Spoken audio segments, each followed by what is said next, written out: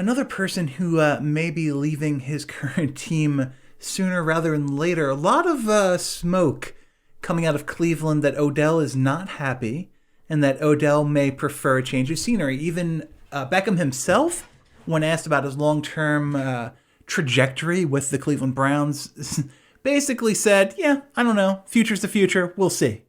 Not exactly a ringing endorsement. No, but this isn't Odell begging to leave. I want to put that out on the table. I don't want to create something that's not there. And secondly, and more importantly, rightfully so.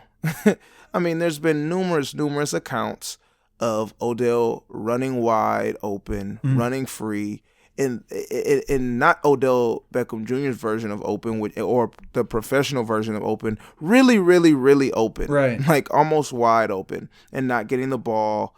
Obviously, it's a little easier to not get the ball if you're winning, but teams not winning, specifically quarterback struggles. So, he's well within his reason to be frustrated and not do that insincere backing of your situation, even though there may be some rumblings or displeasure in the current situation. I actually applaud it because the Browns have disappointed me. So I know that they have disappointed Odell. Well, let me play devil's advocate to this, and I want to suggest that Odell's as big a part of the problem as anything else. You, Mario Hines, a professional wide receiver who has been paid good money. Well, he's been paid money to play the position. What's the German currency? What were you paid in?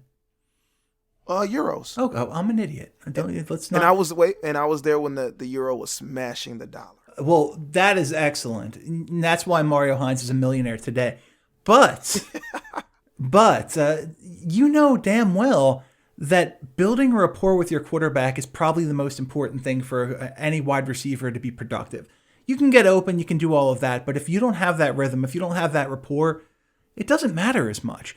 And Beckham did not show up for OTAs. He missed a lot of opportunities to get acquainted to playing with Baker Mayfield and all of those guys prior to the season. And then he expects to jump right in like he's been on this team for 10 years. This isn't New York. This isn't him and Eli. If he doesn't show up for OTAs with the Giants, they have 5 years, 6 years of a relationship to build on. They know what each other is going to do. They know how they're going to play. They know how they're going to react in any given situation. He doesn't have that comfort level with Baker Mayfield, and I think that's why Baker is looking to look to a guy like Jarvis Landry over Odell, because Baker knows where Jarvis is going to be. He knows what he's going to do. He just doesn't know what to expect from Beckham. I'll give you that. But that doesn't take away from the reality of the situation you're in, regardless of if you are a piece in that puzzle, which he is. I will full-heartedly say that the opportunity was not maximized for him to build a rapport. In that, obviously, in the crunch time, I think he should understand in football terms that Jarvis Landry is more of a safety blanket. And I think because of Jarvis and Odell's friendship, that had to have been discussed prior to the signing, not in a way of like, I'm going to be the guy that gets the ball in crunch time, but, I know Baker, I've played with Baker type of thing. And then, just being a football player and understanding that, it's not going to happen overnight. With that said, a guy like Odell, or a talent like Odell's, I should say, expects overnight to be 9 games.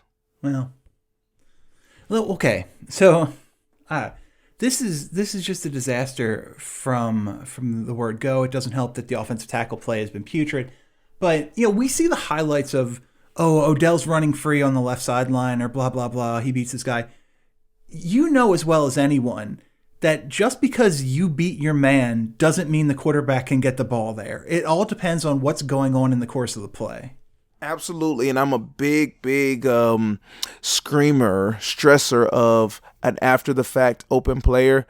Again, I work with a lot of high school athletes. The high school football players are notoriously way more open than professionals on every play. Sure. And I like to tell kids, especially in film, like you're open after the fact. Either the quarterback's eyes have locked in on a guy and he starts to release, so you start to see the defense start to move towards that way. So you're not open. You that doesn't count as open, because if he was looking at you, you'd be way less open.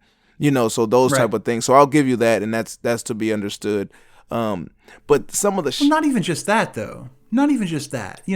If Baker if Odell, he's on the left sideline, he beats his guy on a little stop and go, 12 yards downfield. He's open 30 yards downfield. Baker's flush to his right on the other side. Guy in his face. Getting the ball 30 yards down to the left hash just isn't feasible in that situation. Yeah, he can't make that throw. I think that's how pick sixes happen. Yeah, and that's one of those. That's that example, which was probably the most glaring in the media, was one that was almost icing on the cake. There have been short routes in the midst of a game where there wasn't that much on the line. In regards to the play, where you're like, oh, you're not starting to build a rhythm. You're not building that rhythm and that trust with this guy, and just finding a way to feed him the ball and play low pressure plays, and then that built up to this thing, and add to the fact that the circumstance of the play. So, fair enough. It's a mess though. Let's talk about you buy a new car, you drive it off the lot, immediately it's worth less. There's a depreciating value that goes along with a player like this.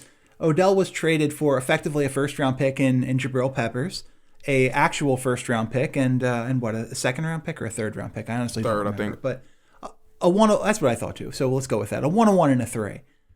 What kind of value does Odell Beckham Jr. have right now? Oh, as it stands, I mean, he'll get 1 still. So like a 1 and a later pick? Yeah. Okay. Well, that is not a good return on your investment. That is not, especially if the record is as such and his stats are as such. And it's interesting, like he's not having that giant season, but he's also not having a horrible season. He's not having the season that maybe we all expected from a guy like Odell Beckham Jr., but whatever he has, let's see, where are we right now? He has 57 catches. So he's on pace, 57 catches and 805 yards in 12 games. So add another third to that. It's basically another, 19 catches. On pace for 76 catches and over 1,000 yards. That would be one of the best seasons any Browns receiver has had in the last couple of decades. Don't bring perspective and relativity to it, because then you make everyone covering this topic look absurd. But and his, by the way, his yard, and people talk like it's dinking and dunking. His yards per reception are 14.1. That's his highest since 2015. Well, he's been fed up. Okay, let me do asterisk this by saying, like, he's had some splash plays to offset that, which I guess is what happens, just like any running back. So that's not really strong enough argument. But fine, he still wants the ball more, and he also would like to win. That's fair. I understand that, but you have to be part of the solution or you're part of the problem. And I feel like he is much more part of the problem right now than the solution. Yeah, well, he can be part of the solution if he gets the ball. Well, I understand that you're forever going to argue it for the wide receiver, so that is fair enough. Who makes sense to you? Because if we're talking about a first-round value, he's not going to be traded to one of those top handful of teams. Where do we start? Where is his value? Like, let's do a quick yes or no. We don't need a reason. I'm going to start at the 11th pick in the draft, and you tell me if this team would be interested or not. Okay, I'll start at the 32nd pick in the draft, and we'll work our way down, as that is more interesting than going the other way. 32 is Seattle. No. It's just culture? Yeah, just culture, and I think they have who they want on the outside. 31 is Baltimore. Interesting. I think he would be interested. I don't think Baltimore would be. See, I think Baltimore would be interested. I think Cleveland would be smart enough to not be. 30 is San Francisco. Yes. Yes, with a couple of exclamation points. 29 is New England. Yes. Long time coming. Do you think so? I don't know. I feel like they might be a little gun shy after the Antonio Brown thing. I don't think they put the two of them in the same boat. Fair enough. 28's New Orleans. Sure. I feel like New Orleans always does this thing. So you want oh my goodness. You want talk about putting Drew Brees in the best position possible to win. You want to give him Michael Thomas, Taysom Hill, and Odell Beckham Jr. to play with on offense. And Alvin Kamara, yes. And Alvin Kamara. That's even as a fan of a team in the NFC, I think that would be fun. That would be amazing to see. 27 is the Green Bay Packers. Yes, exclamations. 26 is the Buffalo Bills. I love this because this is where Antonio Brown was previously traded. Right, and yes. Oh, I mean, yes, the Bills need this type of player like this, absolutely. Yeah, I think it's just an absolute yes, and I think that's a really interesting fit. Right. 25 is Miami via Houston. I mean, it's a yes because of course, they would take a player like that. Okay. 24 is Kansas City. Yes. No. No. They have no interest. Yeah. They have no interest. Okay. Yeah. Too much there already. Well, you can't give up a 20. You can't give up the 24th pick for a wide receiver. But it's Andy Reid, so who the hell knows? 23 is Minnesota. I also think no. Too much money involved in what they have on the outside right now. Could you see? Who knows how happy Stephon Diggs is? A 1-for-1, yeah. Or maybe not straight 1-for-1, but as the main pieces. Could you see something like that? We never see that in the NFL. We haven't seen that in a long time, actually. That's old days NFL. I just don't think it would happen. Okay. 22 is Miami again. 21 is Dallas. Splash. You can't. You can't. Yeah, they can't pay for him. You can't. You're not going to be able to pay him maybe if they lose Amari Cooper. Yeah, maybe. Which I don't think they will. I don't either, but they have to pay him, Dak Prescott, and Byron Jones. It's going to be an interesting cap. It's going to be tough. Yeah, 20 is Jacksonville via Los Angeles. Very interesting. I like it. Yes. 19 is Tennessee. I forget they exist. Yeah, I'm so out of touch on who they have. I know they have it's AJ Brown Brown, yeah, and maybe AJ Green. Who knows? It's Freudian. Yeah, right. Okay. No. How about this one? 18 is Oakland via Chicago. Do they do it again? Talk about somebody that may be done with this. Actually, I think John Gruden is a short memory type of coach. So yes. 17 is Indianapolis. Ooh, this is so interesting because maybe time's up for my man T.Y. So there could be some. Why does it have to be though? Why can't they play together? I don't know. I can't picture in today's NFL. The 1-2 punch is just odd. Like it had to be. They had to be best friends for it to happen in Cleveland. Okay, so you think that's more of an ego thing than a fit thing? Yeah. I don't think it happens, and a money thing, like down the line, like even if it's not currently a money thing, down the line, I think it becomes one. All right, 16 is Oakland again. 15 is Cleveland. 14 is Carolina. No. 13 is Tampa Bay. No. 12 is Philadelphia. Yes. Like, I honestly think it's possible. Yeah. I don't know if I would be giving up the 12th pick in the draft for him, but we figure something out. 11 is Denver. Yes. And I guess 10 is the highest we'll go, the Los Angeles Chargers. Oh, no. They have pieces everywhere.